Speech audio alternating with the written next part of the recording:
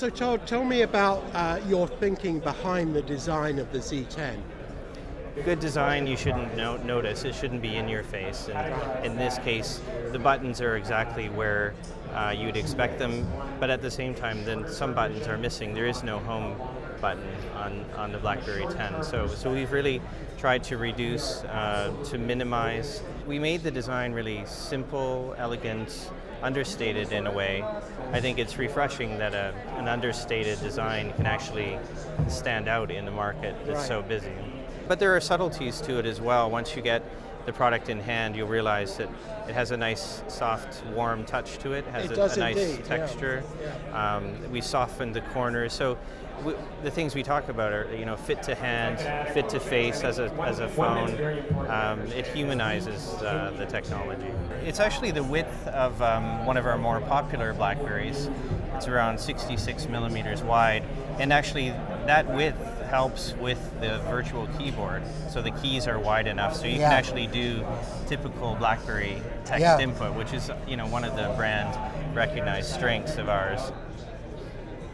So Don, tell me about the design philosophy behind the Z10. Sure. The decision to go with a very large display, edge-to-edge glass, allowed us, with the software, to really celebrate that experience and maximize the amount of availability for applications to draw. We call this content is king.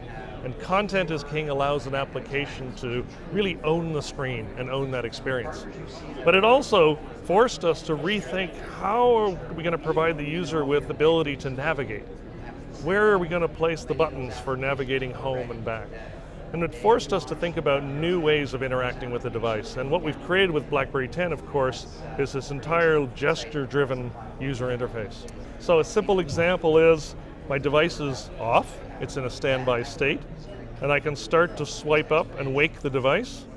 But here's where it gets interesting. I can now reverse that swipe and the device goes right back to sleep. Right. So we know a common scenario is people will wake up the device, look at the time, look to see if there's any new messages. But you don't need to fire the whole thing up. Yeah. Correct. But it also allowed us to innovate with other new gestures. I'm in an application, a new email comes in, I wanted to look to see who that mail was from, nothing interesting, right back to my application. And of course, we've created BlackBerry 10 with this in mind. And we've created a platform that is forward-looking in terms of the experience. And we've tried to identify all possible scenarios so that we can quickly adapt to them. Great. Well, thank you very much indeed.